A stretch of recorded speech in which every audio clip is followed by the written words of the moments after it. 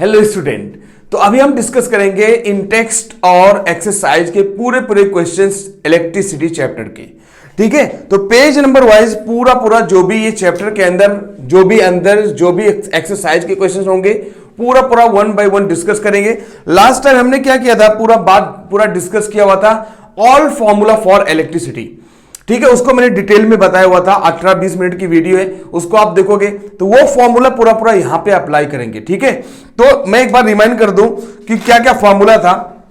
Just आपको मैंने formula बताया था भाई कि Q is equal to I T, तो ये जरूरत पड़ेगा तो मैंने बोला था इसका इस्तेमाल करना।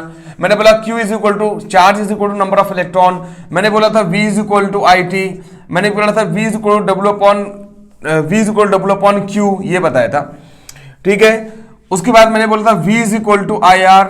उसके बाद मैंने बोला था work done is equal to Q into V, और इसी से मिला था भाई आई टी इंटू वी, यानी वी आई टी हम लोगों ने बोला था, या फिर आई स्क्वायर आर टी पढ़ा था। ठीक है, या V square upon R into T पढ़ा था। ठीक है, ये सब फॉर्मूले थे जिसको हमने पढ़ा था वर्क डन के लिए, और कुछ फॉर्मूला पढ़ा था जैसे पावर के लिए, इसमें टी हटा दिया था, पावर के लिए फॉर्मूला पढ़ा था। रेजिस्टेंस इन सीरीज के लिए भाई, अगर रेजिस्टेंस सीरीज में है, जैसे पावर के लिए फॉर्मूला पढ़ा था P is equal to V into I, P is equal to V square upon R. ठीक है, P is equal to I square into R, ये सब फॉर्मूला पढ़ा था। ठीक है, उसके बाद रेजिस्टेंस के लिए R is equal to rho L divide by A, तो रो इज इक्वल टू कितना हो जाएगा भाई R A divide by L. ठीक है, उसके बाद हमने पढ़ा था भाई रेजिस्टेंस जब सीरीज में होगा, तो रेजिस्टेंस सीरीज में होगा तो R series is equal to क्या होता है भाई R1 plus R2 plus R3। ठीक है, ये सब जुड़ जाते हैं, ऐसे मैंने पढ़ा था। फिर R पैरेलल अगर होगा भाई तो 1 upon parallel is equal to 1 upon R1 plus 1 upon R2 plus 1 upon R3, ऐसे करके पढ़ा था हमने। तो यही जो फॉर्मूले पढ़े, इसी पर पूरा 100% इसी पर सारा न्यूमेरिकल खत्म हो जाएगा। ठीक है, चाहे वो इन टेक्स्ट के अंदर हो, चाहे वो इन टेक्स्ट होगा, चाहे एक्सरसाइज होगा, इन टेक्स्ट एंड एक्सरसाइज।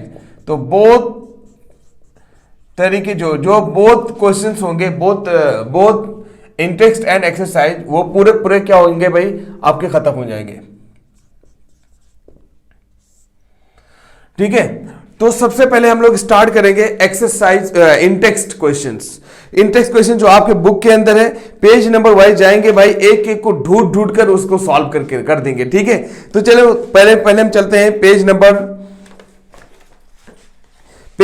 200 पे चलते हैं। देखो पेज नंबर 200 पे जाओगे तो यहां पे 3 क्वेश्चंस नजर आ रहे हैं। ठीक है, आपको एक बार दिखा दे रहा हूं।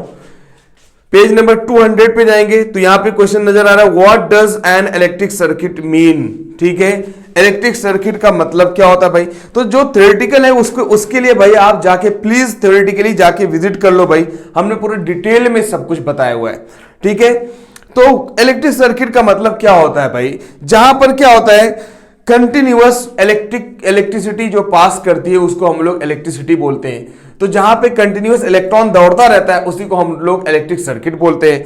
उसके बाद define the unit of current. तो भाई करंट की यूनिट क्या होती है, मैंने बोला बेटा करंट की यूनिट एम्पियर होती है, और वैसे भी मैं बताऊं तो करंट की यूनिट भाई आपने बोला कि Q is equal to I T होता है, तो I is equal to Q upon T. मैंने बहुत डिटेल में बताया कि करंट की यूनिट क्या होती है भाई, कूलम डिवाइड बाई, देखो चार्ज की यूनिट कूलम होती है, टाइम की यूनिट होती है सेकेंड, तो कूलम डिवाइड बाई सेकेंड, और इसको इज्जत से हम लोग क्या बोलते हैं एम्पियर, क्योंकि करंट के बारे में एम्पियर जो साइंटिस्ट थे उन्होंने बताया था, इसलिए कूलम पर सेकेंड को एम्पियर बोलते हैं। अब मैं बोलूं बेटा एक एम्पियर होता क्या है, तो एक एम्पियर अगर देखा जाए एक एम्पियर होता क्या है, जब एक कूलम चार्ज 1 सेकेंड के अंदर जाता है तो 1 एम्पियर बोलते हैं। देखो Q के जगह पर, चार्ज की जगह पर 1 ले लिया जाए, टाइम की जगह पर 1 ले लिया जाए, तो ये हो जाएगा 1 एम्पियर।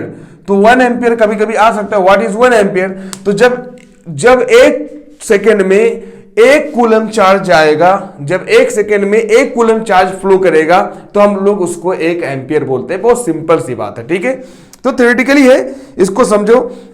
उसके बाद क्या है बेटा, यहां पे नेक्स्ट नजर आ रहा है भाई, calculate the number of electron constituting 1 coulomb of charge. तो आप बोल रहे हैं कि भाई एक इलेक्ट्रॉन, एक जो है calculate the number of electrons, कह रहे नंबर ऑफ इलेक्ट्रॉन्स बताओ 1 कूलम के लिए। तो 1 कूलम के लिए कितने नंबर ऑफ इलेक्ट्रॉन होंगे ये आपको बोल रहा है। तो देखो 1 कूलम के लिए कितने नंबर ऑफ इलेक्ट्रॉन होंगे, तीसरा क्वेश्चन है भाई। तो आपने पढ़ा है यहां पे देखो सामने, यही से सारा काम हो जाएगा। Q is equal to NE आपने पढ़ा है, charge is nothing but number of electron. तो बोल रहा है 1 कूलम ले लो, तो कह रहा है अगर चार्ज 1 कूलम ले लो तो कितने इलेक्ट्रॉन होंगे। तो बेटा n हमने क्या किया, n हो जाएगा 1/E, और E जो होता है बेटा मैंने पहले ये सब कुछ ऑल फॉर्मूला फॉर इलेक्ट्रिसिटी के लिए बताया है, और अभी नहीं मालूम था तो आप जान लो कि 1 इलेक्ट्रॉन जो होता है 1.6 इंटू 10⁻⁻⁹ कूलम होता है, और ये आपको रटा होना चाहिए। इसको जब ऊपर लेके जाएंगे ये 1/1.6 हो जाएगा इंटू 10⁻⁻19 हो जाएगा बेटा। देखो ये -19 है, जब ऊपर जाएगा तो +19 हो जाएगा, और ये देखो ये पॉइंट हटाओगे तो ये हो जाएगा 10। कभी भी याद रखना जब ये पॉइंट हटाते हो, ये जो डेसिमल हटाओगे तो ये डेसिमल हटता है तो ये डिवाइड बाई 10 हो जाता है, 10 ऊपर चला जाएगा, ऐसा बहुत जरूरत पड़ेगा तो 10 डिवाइड बाई 16 हो जाएगा। तो ये 10 डिवाइड बाई 16 इंटू 10⁻⁹ हो जाएगा। अब यहां पे इसको सॉल्व कर लेंगे भाई, 2 5 जा 2 8 जा, तो ये 5 डिवाइड बाई 8 हो जाएगा इंटू 10⁻⁹। चाहे इतना बोल दो चाहे इसको सॉल्व करोगे तो 6.25 आएगा, ये 0.625 इंटू 10⁻⁹ आएगा बेटा। अगर चाहो तो आप इसको डेसिमल को इधर साइड मिलाओगे तो ये एक घटेगा, तो अगर चाहो तो इसको इधर लेके आ जाओगे तो ये हो जाएगा 6.25 इंटू 10⁻18। अब आप बताओ कभी भी नंबर की कोई यूनिट होगी क्या, तो जो नंबर है उसका कोई यूनिट होगा, तो ये कुछ नहीं। तो कितने इलेक्ट्रॉन होंगे भाई 1 कूलम चार्ज के अंदर कितने इलेक्ट्रॉन होंगे, 6.25 इंटू 10⁻18। ठीक है, तो आपका जो नंबर आ गया वो इतना आ गया, खत्म। ठीक है, और ये आपको रटा होना चाहिए। अपने को तो ये रटा हुआ है भाई, क्यों, जब मैं बचपन में पढ़ता था, बचपन में मतलब क्या, हम भी जब 11th में थे, ठीक है, तो हमें बताया था भाई, बताया गया था कि 1 कूलम के अंदर कितने नंबर ऑफ इलेक्ट्रॉन होते हैं, तो 6.25 इंटू 10⁻18 ठीक है इलेक्ट्रॉन्स होते हैं। ये इलेक्ट्रॉन्स यहां पे रहेगा ना भाई, इलेक्ट्रॉन्स पूछा है तो इलेक्ट्रॉन्स। ओके, तो ये हो गया पेज नंबर 200 का काम खत्म। चलो भाई नेक्स्ट कहां पे, page number 202, page number 202, page number 202 देखो जरा इधर, ये सर्किट डायग्राम के ऊपर वाला पेज नंबर 202 पे जाओ। Name the device that help to maintain potential difference across a conductor, दे रखा है ना, तो प्लीज उसको पढ़ो 1 बाय 1 एक एक करके, पूरा एक एक चीज जितना भी इंटेक्स के अंदर जितना क्वेश्चन है, एक्सरसाइज के अंदर जितना है, सब कुछ बताएंगे, हिंट के साथ बताएंगे। ठीक है, जहां पे जरूरत रहेगा हिंट की वहां हिंट दे देंगे, जहां पे सॉल्व करने की जरूरत रहेगी सॉल्व कर देंगे। ठीक है, हर एक चीज 100% यहां पे लिखने की जरूरत नहीं है यार, खुद आपको भी करने की जरूरत है, क्योंकि यहां पे जहां पे लगेगा कि हिंट की जरूरत है वहां पे हिंट दे देंगे, आप खुद कर लेना। ओके, जल्दी से बताओ भाई 202 पेज नंबर 202 पे जाओ। Name that device help to maintain the potential difference across a conductor. अरे क्या है भाई, पोटेंशियल डिफरेंस किसकी वजह से होता है, बैटरी की वजह से, सेल की वजह से पोटेंशियल डिफरेंस होता है। मैंने बोला ये बात कि पोटेंशियल डिफरेंस की ही वजह से इलेक्ट्रॉन चलता है। ठीक है, पोटेंशियल डिफरेंस कभी, ये भी एक क्वेश्चन आगे मिलेगा कि पोटेंशियल डिफरेंस में भाई क्या होता है, मतलब हाई पोटेंशियल से लो पोटेंशियल की तरफ इलेक्ट्रॉन फ्लो करता है। हाई पोटेंशियल माना जाता है पॉजिटिव चार्ज को और लो पोटेंशियल माना जाता है नेगेटिव चार्ज को। तो हाई वाला कहां पे कनेक्ट होगा, पॉजिटिव चार्ज पर, और लो वाला नेगेटिव चार्ज पर, जिसकी वजह से इलेक्ट्रॉन चलना शुरू करता है। ओके, ये खत्म हो गया भाई। नेक्स्ट उसी के अंदर देखो दूसरा क्वेश्चन है, what is meant by saying that the electron difference, that the potential difference between 2 point is 1 volt. तो कह रहा है भाई पोटेंशियल डिफरेंस 1 वोल्ट का मतलब क्या समझ रहे हो आप। ये बहुत अच्छा क्वेश्चन, मतलब सिंपल सा है समझने वाला। देखो आपके सामने यहां पे लिखा हुआ है भाई, पहले आपके सामने यहां पे लिखा, पहले उसको लिख दो, V is equal to W/Q। बात को समझो, V is equal to W/Q। मैंने बोला भाई what is mean by potential difference, पहले बता दे रहा हूं, फटाफट समझते जाओ और ये पूरा डिटेल में आपको मिलेगा। पोटेंशियल डिफरेंस का मतलब होता है कि किसी एक चार्ज को एक जगह से दूसरे जगह ले जाने के लिए जो काम करना पड़ता है, that is called potential difference. तो मैं बोलूं 1 वोल्ट क्या होता है, तो बेटा जब इसको 1 ले लिया जाए और इसको भी 1 ले लिया जाए, तो ये 1 बाय 1 अगर कर दिया जाए तो 1 वोल्ट नहीं बन जाएगा। तो what is mean by potential difference 1 volt? तो 1 वोल्ट मींस जब ये वर्क की यूनिट होती है जूल बेटा, तो जब इसको 1 जूल कर दिया जाए और चार्ज की यूनिट होती है कूलम, तो जब कभी भी 1 कूलम चार्ज पर 1 जूल एनर्जी लगाई जाती है, तो आप बोलोगे कि जब 1 कूलम चार्ज पर 1 जूल एनर्जी लगाई जाती है तो उसको हम लोग 1 वोल्ट पोटेंशियल डिफरेंस बोलते हैं। क्योंकि पोटेंशियल डिफरेंस की यूनिट वोल्ट होती है, तो हम लोग बोल सकते हैं कि भाई 1 जूल पर जब 1 कूलम चार्ज पर जब 1 जूल एनर्जी लगाई जाती है तो उसको हम लोग 1 पोटेंशियल डिफरेंस बोलते हैं, 1 वोल्ट पोटेंशियल डिफरेंस बोलेंगे। So what is 1 volt potential difference? when 1 coulomb charge 1 joule work is done, then it is called 1 volt electric potential difference। ठीक है, तो ये बात समझ में आ गया। तो जब एक वर्क को 1 जूल ले लिया जाए और चार्ज को 1 कूलम ले लिया जाए तो हम लोग उसको 1 वोल्ट बोलेंगे। बहुत सिंपल सी बात है। उसके बाद how much energy is given to 1 coulomb of charge passing through 6 volt battery. तो अब क्या बोला, हाउ मच एनर्जी, कह रहा कितनी एनर्जी चाहिए। तो आपने पहले पढ़ा V is equal to W upon Q, अभी कुछ देर पहले पढ़ा, और W जो हो जाएगा वो Q इंटू V हो जाएगा। अब बोल रहा है हाउ मच एनर्जी, मतलब ये W पूछ रहा है ये कितना होगा फॉर 1 कूलम, यहां पे दे रखा है 1 Q मतलब चार्ज मतलब 1 कूलम बेटा, याद रखना चार्ज दे रखा है, चार्ज की यूनिट कूलम होती है, तो फॉर 1 कूलम, और यहां पे बैटरी दे रखा है फॉर 6 वोल्ट बैटरी, तो वोल्ट बाई V की यूनिट क्या होगी, पोटेंशियल डिफरेंस है, तो 6 वोल्ट बैटरी। तो जरा बताओ वर्क बराबर 6 जूल नहीं हो जाएगा, 6 इंटू 1 6 जूल, क्या इसमें बताओ यार, सिंपल सा है। देखो W equal to Q into V, तो कूल चार्ज दे रखा है 1 कूलम और बैटरी दे रखा है, बैटरी जो है वही इलेक्ट्रिक पोटेंशियल होता है, तो वो दे रखा है 6 वोल्ट का, तो 6 इंटू 1 6 जूल हो जाएगा, वर्क की यूनिट जूल होती है, खत्म। ठीक है, बताओ मिटाओ, ऐसे ही है बस, कुछ नहीं। पेज नंबर 202 भी खत्म हो गया। चल भाई पेज नंबर 202 खत्म। अब 209 पे जाते हैं, पेज नंबर 209, 2 से 9 देखो जरा, पेज नंबर 209 उसके जस्ट नीचे कौन सा है भाई हेडिंग, देखो resistance of a system of a resistors, उसके ऊपर देखो 5 क्वेश्चंस नजर आ रहे हैं, उसको पूरा पूरा हम लोग सॉल्व करेंगे अभी। ठीक है, तो सबसे पहला है भाई उस पे, on what factor does the resistance of conductor depend.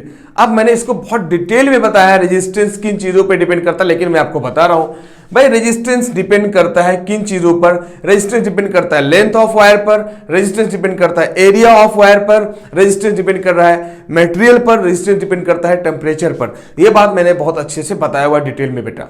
ठीक है, रेजिस्टेंस मतलब जो रुकावट होता है करंट के अंदर, वो लेंथ पे डिपेंड करता है, लेंथ बढ़ाओगे तो रेजिस्टेंस बढ़ जाएगा, लेकिन अगर एरिया बढ़ा दोगे, थिकनेस बढ़ा दोगे वायर का, तो रेजिस्टेंस क्या हो जाएगा, घट जाएगा, मतलब उसके अंदर करंट बढ़ जाएगी।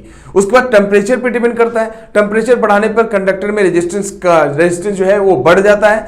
उसके बाद जो है मटेरियल पे डिपेंड करेगा, मान लो एल्यूमिनियम है, फेरम है, ठीक है, कॉपर है, डिफरेंट अगर मटेरियल होगा तो डिफरेंट उसके अंदर रेजिस्टेंस होगा। नाइक्रोम के अंदर अलग रेजिस्टेंस होता है, ठीक है, टंगस्टन के अंदर अलग रेजिस्टेंस होता है, हर एक मटेरियल के अंदर अलग अलग रेजिस्टेंस होता है। तो रेजिस्टेंस 4 चीजों पे डिपेंड करता है, लेंथ, एरिया, मटेरियल और टेम्परेचर पर। ठीक है, नेक्स्ट बात भाई, ये सब पूरा थ्योरेटिकल है, ठीक है, जो भी है एक बार रिमाइंड तो हो जाएगा इसकी वजह से। उसके बाद will current flow more easily through a thick wire और thin wire of the same material when connected to the same source why. तो आपको मालूम होना चाहिए भाई कि जो थिक वायर होता है, अभी यहीं पे वही बात लिखा हुआ है, तो वो बोला थिन वायर और थिक वायर में क्या फर्क रहेगा। देखो जब कोई वायर पतला होगा तो उसके अंदर करंट कम फ्लो करेगा, क्यों, उसके अंदर करंट क्या है भाई, जब वायर ज्यादा मोटा होगा तो वायर मोटा रहेगा तो उसके अंदर रेजिस्टेंस कम रहेगा, तो उसके अंदर करंट ज्यादा फ्लो करेगा। और जब वायर पतला रहेगा तो उसके अंदर रेजिस्टेंस ज्यादा रहता है, तो रेजिस्टेंस ज्यादा रहेगा, क्योंकि जितना ज्यादा कम थिकनेस रहेगा उतना रेजिस्टेंस रहेगा। क्यों, क्योंकि जब पतला रहेगा तो उसके अंदर ही कम इलेक्ट्रॉन होगा। बहुत डिटेल में इसको थ्योरेटिकली मैंने बताया हुआ है, जाके चेक कर लो भाई पूरा। ठीक है, रेजिस्टेंस, रेजिस्टिविटी, कंडक्टेंस, कंडक्टिविटी, ये मेरा एक टॉपिक है जिसमें आधे घंटे तक बताया हूं, तो उसको तो मैं यहाँ पे आधे घंटे की चीज 1 मिनट के अंदर तो नहीं बता सकता ना भाई। तो आप खुद सोचो कि यहां पे क्या है, जब थिकनेस बढ़ाते बेटा, ये जो एरिया बढ़ाएंगे किसी वायर का, तो उसका जो रेजिस्टेंस है वो घट जाता है, और रेजिस्टेंस घटेगा तो करंट फ्लो तेज होने लगेगा। तो थिन वायर के अंदर करंट क्या होगा भाई, कम फ्लो करेगा, और थिक वायर के अंदर करंट फास्ट फ्लो करेगा। ठीक है, क्लियर हो गया? ठीक है, next, let the resistance of an electric component remains constant while the potential difference across the two ends component decreases half, value change will occurs in the current through। तो कह रहा है भाई करंट के अंदर क्या बदलाव आएगा अगर पोटेंशियल को आधा कर दिया जाए। सिंपल सी बात कर रहा है कि सब कुछ एक जैसा रखो, रेजिस्टेंस एक रखो, लेकिन वोल्टेज को, पोटेंशियल डिफरेंस को अगर आधा कर दिया जाए तो क्या फर्क पड़ेगा। देखो क्या बोल रहा है ये कि अगर पोटेंशियल डिफरेंस को V/2 कर दिया जाए, पोटेंशियल डिफरेंस को आधा कर दिया जाए, जैसे मान लो 2 वोल्ट का बैटरी था, आप आधा वोल्ट कर दो, तो करंट के अंदर क्या फर्क पड़ेगा। तो और रेजिस्टेंस सेम रहने दो। तो आपने पढ़ा V = IR, पढ़ा ना भाई। तो I = क्या हो जाएगा, V/R। अब ये क्या बोल रहा है, वोल्टेज को आधा कर दो। तो वोल्टेज को आधा करोगे तो आपने पहले ही पढ़ा ओम्स लॉ भाई, कि जब वोल्टेज बढ़ाओगे तो करंट बढ़ेगा, वोल्टेज घटाओगे तो करंट घटेगा। तो वोल्टेज को जब आधा करोगे तो करंट भी तो आधा हो जाएगा। वैसे भी यहां पे सामने आ गया, वोल्टेज के जगह पर वोल्टेज डिवाइड बाय 2 रख दिया इंटू R। तो अगर देखा जाए तो ये क्या हो गया भाई, ये आधा नहीं हो गया, V/2R नहीं हो गया, V/2 इंटू R नहीं हो गया भाई, ऐसे लिख सकते कि नहीं बताओ। तो उसके मतलब वोल्टेज कम करने पर, आधा करने पर करंट भी आधा हो जाएगा अगर रेजिस्टेंस सेम रखो तो, क्योंकि ये नॉर्मल वाला होता है। और अभी क्या कर दिया, I = V/R यहां से लिख सकते हो, तो ये नॉर्मल हो गया। अब अगर जब वोल्टेज को आधा करोगे तो क्या हो गया भाई, करंट भी क्या हो गया, न्यू जो करंट आया वो आधा हो गया। ठीक है, ये बात क्लियर हुआ कि नहीं? क्लियर? बहुत सिंपल क्वेश्चन है, उसमें कुछ है नहीं, फटाफट होता जाएगा, मिनट का काम है। उसके बाद why are the coils of electric toaster and electric iron made of an alloy rather than pure metal। तो अब यहां पे भाई ये बोल रहा है कि जो एलॉय होता है रोस्टर्स के अंदर, वो जो एलॉय इस्तेमाल किया जाता है, क्यों नहीं कोई प्योर मेटल इस्तेमाल किया जाता है।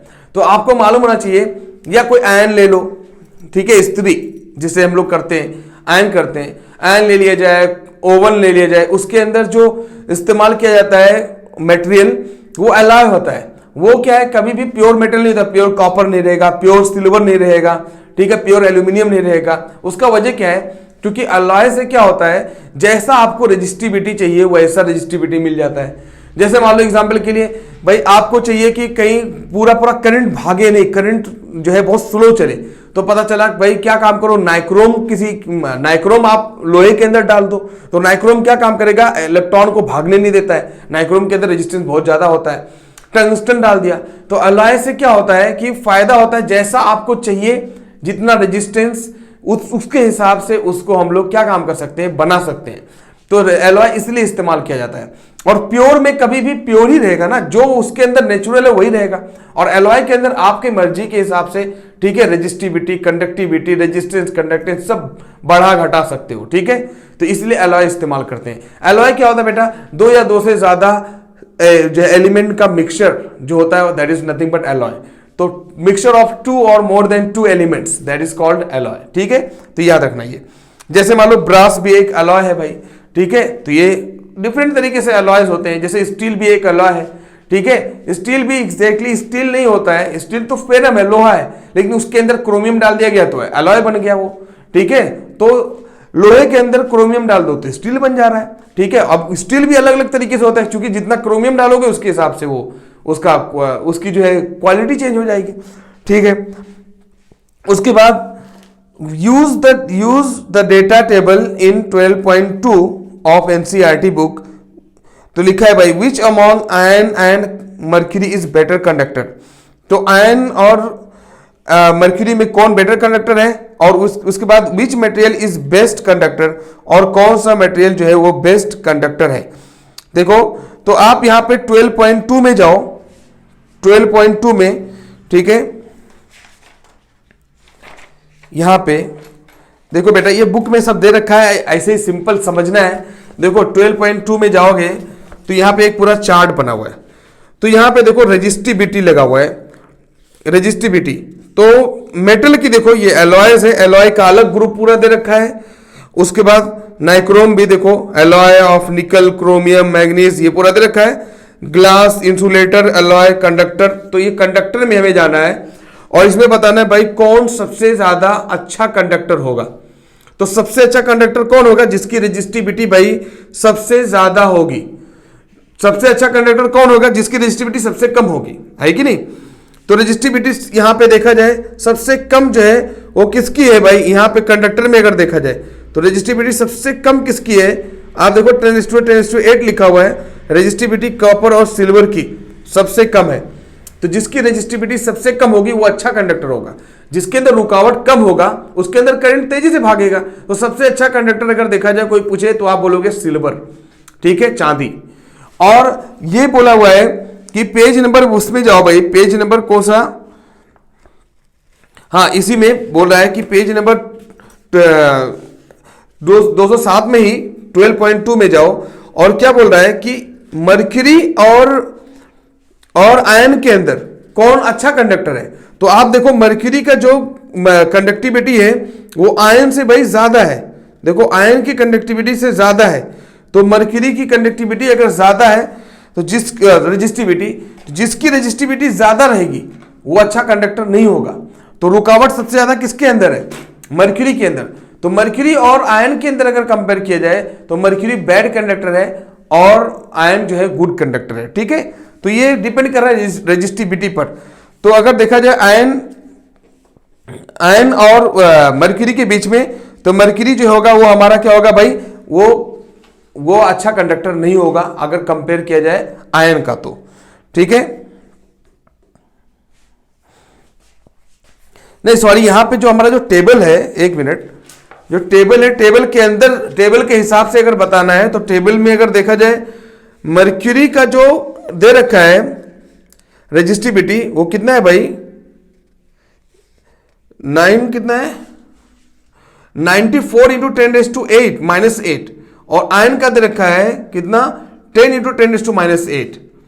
तो 10 इंटू 10⁻8 और मरक्यूरी का ज्यादा दे रखा है, तो सही बात है। तो फिर मरक्यूरी, या फिर अगर मरक्यूरी का यहाँ पे एग्जैक्टली ये कैसा लाइन सीधा नहीं समझ में आ रहा है। Okay, nichrome, mercury, manganese, okay, mercury का ज्यादा दे रखा है। जिसका रेजिस्टिविटी ज्यादा होगा वो अच्छा कंडक्टर नहीं होगा, तो वहां पे चेक कर लो, ठीक है। उसके बाद next, draw a schematic diagram of circuit consisting of battery of 3 cells of 2 volt and each of a 5 ohm resistor, 8 ohm resistor and 12 ohm resistors and plug key all connected in series। तो यहाँ पे simple है भाई, आपको क्या दे रखा है? जो 3 सेल्स दे रखे हैं 2-2 वोल्ट के, और वो 5 ओम, 8 ओम और 12 ओम रजिस्टर को सीरीज में जोड़ना है, उसको एक डायग्राम सर्किट बनाना है। तो बहुत सिंपल है यार, सर्किट बनाना है तो 3 रजिस्टर दे रखे, उनको सीरीज में जोड़ना है। तो 3 रजिस्टर दे रखे, इनको सीरीज में जोड़ दो, 1 2, उसके बाद 3। उसके बाद अब इनसे क्या है भाई? बैटरी लगानी है 2-2 वोल्ट की। तो 2-2 वोल्ट की बैटरी लगानी है, तो यहाँ पे एक ले लिया बैटरी, फिर उसके बाद यहाँ पे एक बैटरी ले लिया, फिर यहाँ पे एक बैटरी ले लिया, ठीक है। 3 बैटरी होगी, 2 वोल्ट 2 वोल्ट 2 वोल्ट की। और यहाँ पे 5, उसके बाद 8, फिर 12 दे रखा है, 5 8 12 ओम ले लिया, ठीक है। उसके बाद उसको क्या काम करते हैं भाई? हम लोग की से जोड़ देते हैं, हो गया, खत्म, सर्किट बन गई। और क्या, तो क्या करना है? सिंपल है सब पूरा, ठीक है, एकदम पूरा ओवरऑल सिंपल है, क्लियर। अब यहां पे अरे यार फिर से, redraw the circuit of above question putting an ammeter to measure the current through the resistor and a voltmeter to measure the voltage of 12 ohm resistor। अब क्या बोल रहा है कि अब उसी सर्किट के अंदर फिर से बनाना पड़ेगा, ठीक है। इसी सर्किट के अंदर यहां पे 5 फिर 8 फिर 12 था, 5 8 और 12, और वही सब कुछ सेम है, ठीक है, सब कुछ सेम। यहां पर कह रहा है कि एक एमीटर लगा दो, एक एमीटर लगाओ, और 12 वोल्ट जो है, ये 5 था ओम, ये 8 था, 8 ओम, और ये 12 ओम था। तो कह रहे ये 12 ओम को हमें क्या है, इसके अंदर कितना वोल्ट है उसको बताओ, और कितना करंट इसके अंदर बह रहा है, कितना फ्लो कर रहा है उसको भी बताओ। अब मैंने देखोगे कि आपने ये देखा कि मैंने एमीटर को जस्ट सीरीज में लगा दिया, देखो ना जैसे करंट फ्लो कर रहा था उधर ही लगा दिया, और लेकिन वोल्ट मीटर को देखो 12 ओम जो हमारा रजिस्टर है उसके पैरेलल में लगाया। तो ये ऐसा क्यों किया, मैं इसको बहुत डिटेल में बताया कि कभी भी एमीटर जो लगता है वो सीरीज में लगता है और वोल्ट मीटर हमेशा पैरेलल में लगता है। क्यों लगता है भाई, क्योंकि सीरीज के अंदर करंट कभी भी लॉस नहीं होता है, बहुत कम होता है, और पैरेलल के अंदर वोल्टेज लॉस नहीं होता है। तो आप एग्जैक्टली बता सकते हो, ठीक है। तो सबसे पहली बात भाई 12 ओम रजिस्टर के लिए कितना करंट होगा ये बताना है। तो सबसे पहली बात टोटल करंट देख लेते हैं, क्योंकि टोटल करंट मतलब क्या, सीरीज है तो सीरीज के अंदर करंट हमेशा क्या होगा, हर जगह एक होगा। तो यहां भी उतना ही करंट जाएगा, यहां भी उतना ही करंट, हर जगह उतना ही करंट जाएगा। तो आप पहले पढ़ लोगे भाई कि टोटल रेजिस्टेंस कितना होगा। तो टोटल रेजिस्टेंस अगर देखा जाए टोटल, तो R1 plus R2 plus R3, क्यों, क्योंकि सीरीज में जब रहेगा रजिस्टर तो जुड़ जाता है। तो ये 8 तो 8 5 13 और 12 कितना हो जाएगा भाई 25। तो 25 रेजिस्टेंस टोटल हो गया, ठीक है। तो टोटल रेजिस्टेंस अगर देखा जाए तो 25 हो गया बस, है कि नहीं। और उसके बाद अगर देखा जाए करंट कितना हो जाएगा भाई, तो I is equal to V upon R। तो यहां पे 2 वोल्ट, यहां पे 2 वोल्ट, यहां पे 2 वोल्ट, तो टोटल कितना हो गया 6 वोल्ट। तो टोटल 6 वोल्ट हो गया। टोटल बैटरी कितनी है भाई 6 वोल्ट की। तो अगर देखा जाए ये 25 डिवाइड बाई 6, तो ये हमारा जो करंट है वो 25 डिवाइड बाई 6 है कि नहीं। तो करंट तो हमारा सिंपल मिल गया 25 डिवाइड बाई 6, ठीक है, यहां पे मिल गया ना भाई। उसके बाद अभी आपको क्या चाहिए, उसके बाद क्या पूछा है कि what would be the reading of the ammeter and volt meter. तो कह रहा है भाई वोल्ट मीटर और एमीटर की रीडिंग टोटल कितनी हो जाएगी बताओ। तो यहां पे एक वोल्ट मीटर और 12 ओम रजिस्टर ये बताना है। तो वोल्ट मीटर की रीडिंग क्या होगी और इसकी रीडिंग क्या होगी। तो देखो आपने पढ़ा V is equal to I R, तो I is equal to I R, तो I is equal to V upon R, sorry यहाँ पे V अपॉन आर होना चाहिए था, यहाँ पे देखो ना। तो V हमारा कितना है भाई 6 है, 6 अपॉन 25। तो हमारा ये करंट मिल गया, ठीक है, जो भी आए एम्पियर में आ गया। ओके, मैं ए लिख दिया मतलब एम्पियर। अब बोल रहा है तो हमारा ये जो करंट है ये मिल गया। अब इसको चाहो तो सॉल्व कर लो। इसका सॉल्व करने का तरीका मैं आपको एक तरीका बता दूं सिंपल। कभी भी अगर 25 5 का मल्टीपल नीचे रहेगा तो उसको 100 बना दिया करो। तो ये I is equal to 6 upon 25 आ गया ना। इसको कुछ भी बिना पेन चलाए आराम से काम कर सकते हो। देखो इसको 4 से मल्टीप्लाई करो तो ये 100 हो जाएगा, और यहां भी ऊपर 4 से मल्टीप्लाई करो, कुछ फर्क पड़ेगा क्या, एक ही बात लिखा हुआ है। अब ये 25 इंटू 4 100 हो जाएगा, 6 इंटू 4 24 हो जाएगा, और ये 100 हो गया। बेटा जितना जीरो रहा करेगा उतना पॉइंट आगे लगा दिया करो। देखो 1 फिर ये 2, तो ये हो जाएगा 0.24 एम्पियर करंट, ठीक है। तो बेटा ये जो एमीटर है इसके अंदर करंट जा रही होगी 0.24 एम्पियर, और यही करंट इसके अंदर भी जा रही होगी, यही करंट इसके अंदर, यही करंट इसके अंदर, क्योंकि सब सीरीज में है। तो करंट 12 ओम के लिए भी जा रही होगी कितना 0.24, और वोल्ट कितना जा रहा होगा भाई वही निकालना है 12 ओम के लिए। तो आपने पढ़ा है V is equal to I into R. तो I तो मिल गया कि 0.24, और R कितना है भाई 12 ओम रेजिस्टेंस। तो 12 इंटू 4 कितना है भाई, कर दो इसको सॉल्व कर दो। तो 12 इंटू 4 12 4 जा कितना हो जाएगा 48, एंड 12 2 जा 24 और 4 कितना हो जाएगा 28, ठीक है, हो जाएगा, काम खत्म, ठीक है। 2.88 वोल्ट आ जाएगा भाई, ये 2.88 वोल्ट, ठीक है, ये खत्म। बोलो, बहुत सिंपल है, लेकिन ये अच्छा क्वेश्चन है भाई, इसके अंदर काफी चीजें हैं जो समझने लायक है। ओके, नेक्स्ट हम लोग करेंगे भाई, नेक्स्ट क्वेश्चन क्या है, जज the equivalent resistance when the following are connected in parallel. तो कह रहा है भाई अब बताओ कि 1 ओम और 6 ओम, ये 216 पेज नंबर पे जाओ, 216 पेज नंबर पे जाओ। इससे पहले और कुछ तो नहीं दे रखा है, इससे पहले कोई और नहीं है कहीं पे। तो 216 पेज नंबर पे जाओगे तो वहां पे दे रखा है भाई, वहां पे दे रखा है क्या कि 1 ओम और 1 ohm and 10:6 ohm, and 1 ohm and 10:3 ohm and 10:6 ohm. तो कह रहा है भाई equivalent resistance following are connected in parallel. तो कह रहा है अगर ये सब जो है 1 ओम और 10:6 ओम है, मतलब जो है 2 ओम है, 2 रजिस्टर है, आपस में पैरेलली कनेक्ट होंगे। तो पैरेलली कनेक्ट होंगे तो उनका इक्विवेलेंट रेजिस्टेंस क्या हो जाएगा। तो एक बार बता दूं मैं, जब कभी भी रेजिस्टेंस को पैरेलली कनेक्ट करते हैं तो रेजिस्टिविटी घट जाती है। तो पैरेलल कॉम्बिनेशन अच्छा कॉम्बिनेशन होता है और सीरीज कॉम्बिनेशन में रेजिस्टिविटी बढ़ जाती है। तो इक्विवेलेंट रेजिस्टेंस पक्का है कि क्या होगा भाई, पैरेलल कॉम्बिनेशन में इक्विवेलेंट रेजिस्टेंस क्या हो जाएगा, कम हो जाएगा। ठीक है, बस इतना ही बोल दो, इसका जवाब काफी है। उसके बाद नेक्स्ट देखो दूसरा question, an electric lamp 100 ohm, a toaster 50 ohm and water filter 500 ohm are connected in parallel at 220 volt source. What is the resistance of electric and are connected to the same source takes much current as all three appliances. What is the current flow through it? अब यहाँ पे क्या बोल रहा है भाई कि तीन एप्लियंसेस हैं अलग अलग, जिनका अलग अलग रजिस्टर है, अलग अलग रेजिस्टेंस है। जैसे मान लो इलेक्ट्रिक लैंप है, उसका 100 ओम है। आप देखो भाई क्वेश्चन पढ़ो, आपको समझ में आ जाएगा कि इलेक्ट्रिक लैंप है, उसका 100 ओम रजिस्टर है। ऐसे तीन चीजें, वाटर फिल्टर भी है, उसका देखो 500 रजिस्टर है भाई, उसके अंदर रेजिस्टेंस 500 ओम है। तो अलग अलग तीन एप्लियंसेस हैं, एक एप्लियंसेस 100 ओम है, एक 50 है, एक 100 ओम, एक 50 ओम है और एक 500 ओम है। बेटा ये मैं ओम लिख रहा हूं, ये इसका मतलब ये ओम है। ठीक है, ये तीन अलग अलग जो है एप्लायंसेस हैं और बोल रहा है ये तीनों पैरेलली कनेक्ट किए गए हैं 220 वोल्ट से।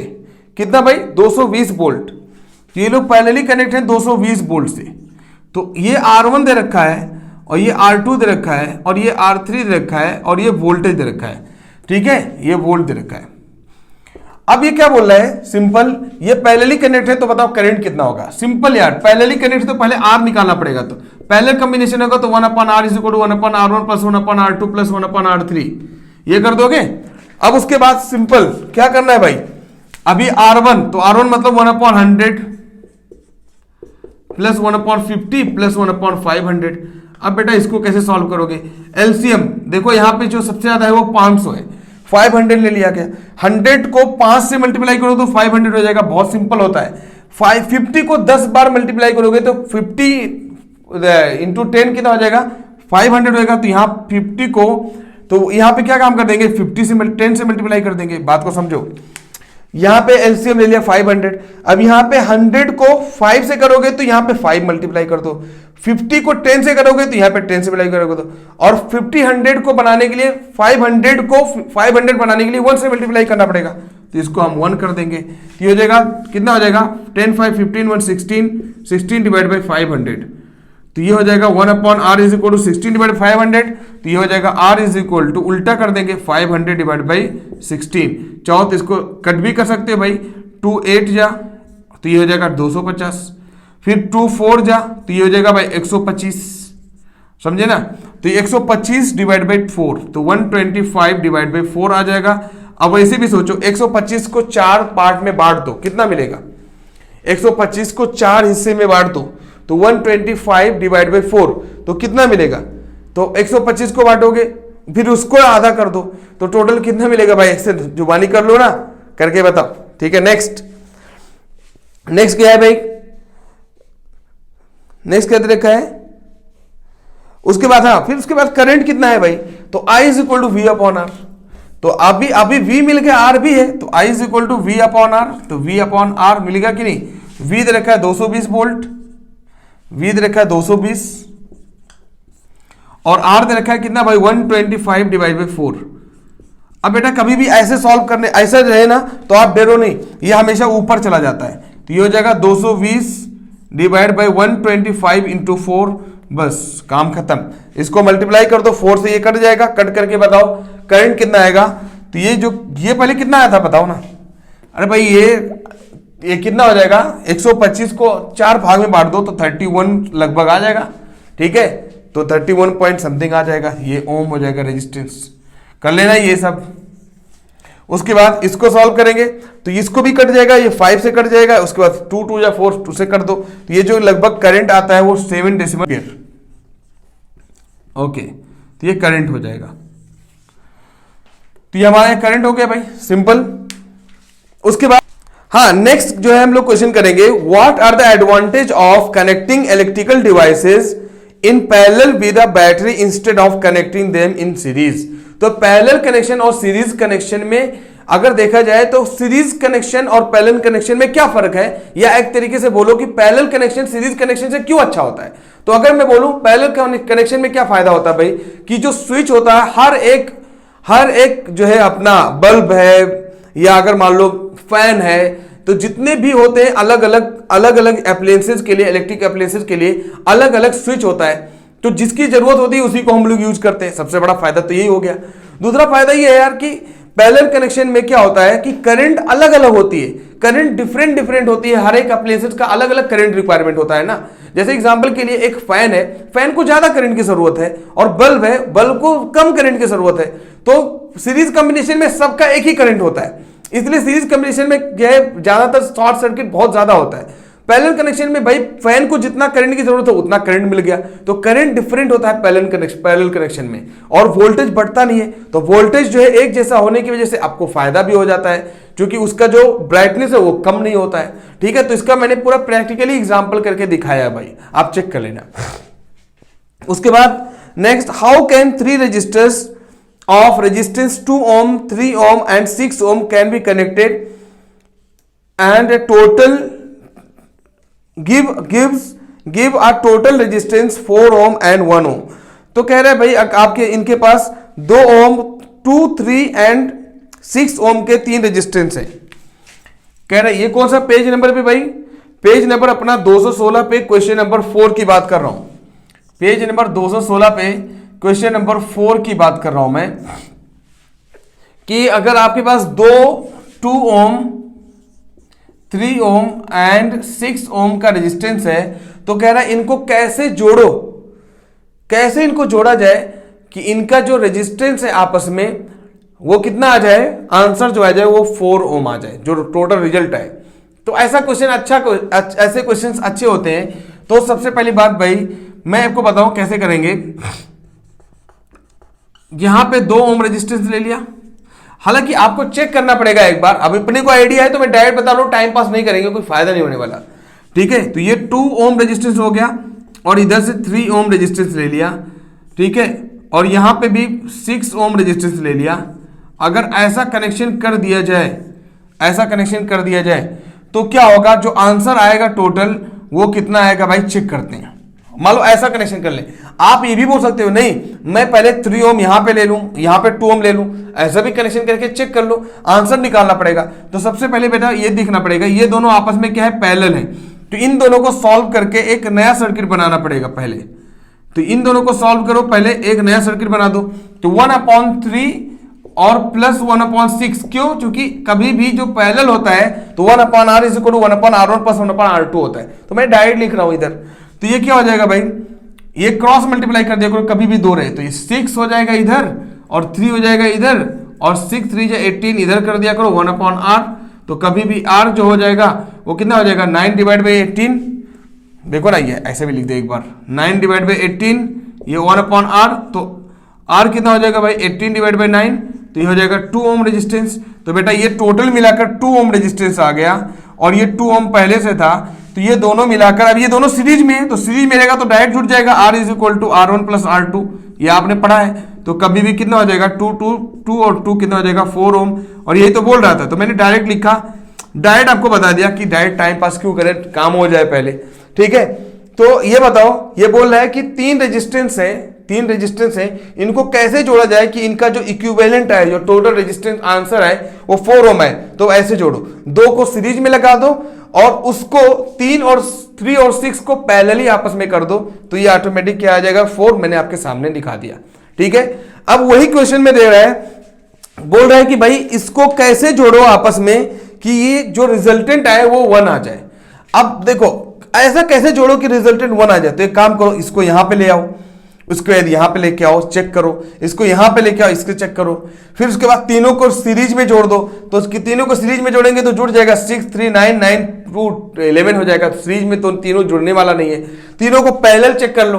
तो हमने जो पैरेलली चेक किया तो आंसर आ गया था, तो इसलिए मैं डायरेक्ट आपको बता रहा हूं कि अगर तीनों रेजिस्टेंस को, मैंने मिला दे रहा हूं, ठीक है, तो तीनों रेजिस्टेंस को अगर पैरेलली कनेक्ट कर दें, ये जो तीनों रेजिस्टेंस हैं अगर इनको पैरेलली कनेक्ट कर दें 2 3 और 6, कैसे भी कर दो, कोई दिक्कत नहीं, इधर 2 इधर 3 इधर 6 पैरेलली कनेक्ट कर दें तो क्या हो जाता है, तो 1 आ जाता है आंसर। तो चेक कर दे भाई, ऐसा थोड़ी ना मान लेंगे। तो पैरेलल कनेक्शन के लिए 1/r is equal to 1/r1 plus 1/r2 plus 1/r3 आपने पढ़ा है भाई। अब 1/r1 मतलब 1/2 बोलो ना, 1/3 प्लस 1/6। बेटा कभी भी ऐसे एलसीएम निकालने के लिए क्या काम करेंगे, देखो 6 भी 3 से, यहाँ पे 6 3 भी 6 से कट जाएगा, 3 2 जा 6, फिर 2 3 जा 6। तो कभी भी एलसीएम निकालने के लिए क्या काम करेंगे, ऐसा नंबर लेंगे जो सबसे मल्टीपल हो। तो सबसे पहली बात 2 को कितने से मल्टीप्लाई करो, 6 हो जाएगा 3 से, तो ये 3 लिख दिया करो ऐसे हमेशा, बहुत आसान है। 3 को कितने से मल्टीप्लाई करेंगे, 6 हो जाएगा 2 से, 3 2 जा 6। 6 को कितने से मल्टीप्लाई 6 हो जाए 1 से, तो यहाँ पे लिख दिया। तो ये भाई 3 2 5 3 2 5 1 6, तो ये हो जाएगा 6 डिवाइड बाई 6, तो ये कितना हो जाएगा 1/r is equal to 6 divide by 6। तो r बराबर बेटा 6/6 कितना हो जाएगा, 1 नहीं हो जाएगा, तो आ तो गया 1। तो उसके मतलब कनेक्शन कैसे करना पड़ेगा, सबके सब पैरेलल में कनेक्ट करना पड़ेगा। ठीक है, क्लियर हुआ भाई, आगे बढ़ो। नेक्स्ट सिंपल है, सब समझना है, समझोगे तो समझ में आ गया, समझ में आ गया तो खेल। Next, what is the highest, the lowest resistance that can be secured by combination of 4 coils resistance 4 ohm 8 ohm 12 ohm and 24। Same तो दे रखा है यार। तो कह रहा है ये क्वेश्चन नंबर 5 उसी का देख लो, 5th नंबर कह रहा है भाई 4 ohm 8 ohm 4 8 और कितना दे रखा है, फिर 12 24 12 ohm और 24 ohm को कैसे जोड़ा जाए कि सबसे ज्यादा हाईएस्ट रेजिस्टेंस मिले और सबसे कम रेजिस्टेंस मिले। मैंने आपको क्लियर कट बताया कि पैरेलल कॉम्बिनेशन अगर करोगे तो सबसे कम रेजिस्टेंस मिलेगा और सीरीज कॉम्बिनेशन करोगे तो सबसे ज्यादा मिलेगा। और सीरीज के लिए आपने पढ़ा तो हाईएस्ट के लिए आप क्या काम करोगे, हाईएस्ट के लिए आप सीरीज में जोड़ोगे। तो R series equal to R1 plus R2 plus R3 plus R4, जितने भी रेजिस्टेंस होंगे सब जोड़ देंगे।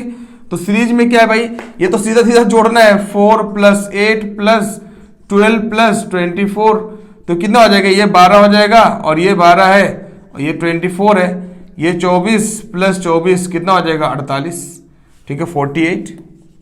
तो 48 ओम ये सीरीज में होगा। और अगर पैरेलल कॉम्बिनेशन चाहिए तो पैरेलल कॉम्बिनेशन के लिए क्या करेंगे बेटा, क्यों, चूंकि हाईएस्ट रेजिस्टेंस के लिए सीरीज में जोड़ेंगे।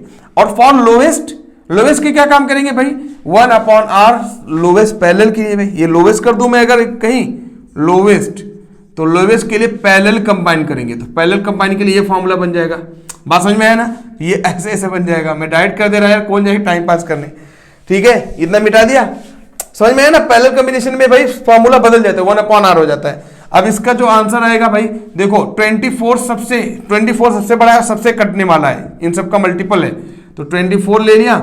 बहुत आसान है एलसीएम निकालना। 4 को कितने से मल्टीप्लाई करो, 24 हो जाए 6 से, 4 6 या 24 6 से। 8 को कितने से मल्टीप्लाई करो, 24 हो जाएगा, 8 3 जा 24, ठीक है 3 से। 12 को कितने से मल्टीप्लाई करो, 24 हो जाए, 12 2 जा। 24 को कितने से करेंगे मल्टीप्लाई, 1 से, तो 6 3 9, देखो 2 3 3 3 6 12 हो जाएगा, तो 12 डिवाइड बाई 24। अब बताओ ये हो जाएगा भाई 1/r इज इक्वल टू 24, तो r हो जाएगा 24 डिवाइड बाई 12। तो अगर देखा जाए तो r बराबर आ गया 12 2 जा 2 ओम। अब बताओ, आप खुद बताओ, वहां पे 48 ओम आ रहा था, 48 ओम आ रहा था आंसर सबको जोड़ने पर, और यहां पर देखो कितना है भाई, सिर्फ 2 ओम। तो लोएस्ट रेजिस्टेंस किसमें होता है, जब पैरेलल कंबाइन करोगे, और हाईएस्ट रेजिस्टेंस कब होता है, जब आप सीरीज में कंबाइन करोगे। ये बात क्लियर हुआ कि नहीं, बताओ। उसके बाद और कोई क्वेश्चन है, पेज नंबर, ठीक है ये तो हो गया।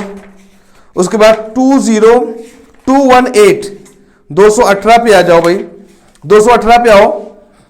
वहां पे दे रखा है why does the cord of electric heater not glow while the heating element. तो अच्छा क्वेश्चन दे रखा है कि जो कॉर्ड होता है हीटर का वो नहीं जलता है, वो नहीं गर्म हो रहा है, वो नहीं जल रहा है, लेकिन जो हीटर का जो कॉइल होता है वो जलता रहता है, वो जल जाता है भाई, वो मतलब लाल हो जाता है। तो आप देखते होगे, मैंने आपको पहले बताया, जब कभी भी करंट अगर गया, किसी चीज से अगर करंट पास हो रहा है, सीधा सीधा पास अगर हो जा रहा है, डायरेक्ट अगर निकल जा रहा है वो, करंट अगर जो एक जगह यहां पे करंट आया और सीधा सीधा बाहर निकल जाएगा तो कभी भी वो चीज को हीट नहीं कर पाएगा। तो जैसे कॉपर है, कॉपर के अंदर रेजिस्टेंस कम होता है, तो जब रेजिस्टेंस बेटा कम रहेगा तो करंट क्या है, बहुत आसानी से बाहर निकल जाएगा। और जब करंट बाहर निकल जाएगा, आराम से पास हो जाएगा अगर, तो कभी भी वो चीज गर्म नहीं होगी।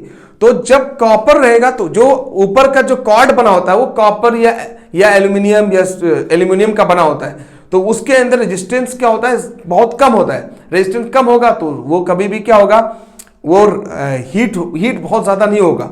और जिसके अंदर रेजिस्टेंस ज्यादा होगा वो कभी भी उसके अंदर करंट तेजी से नहीं भाग पाएगा, तो उसके अंदर हीट होगा, बस और कुछ वजह नहीं है। ठीक है, तो ये सब कमाल किसका है भाई, का रेजिस्टेंस का।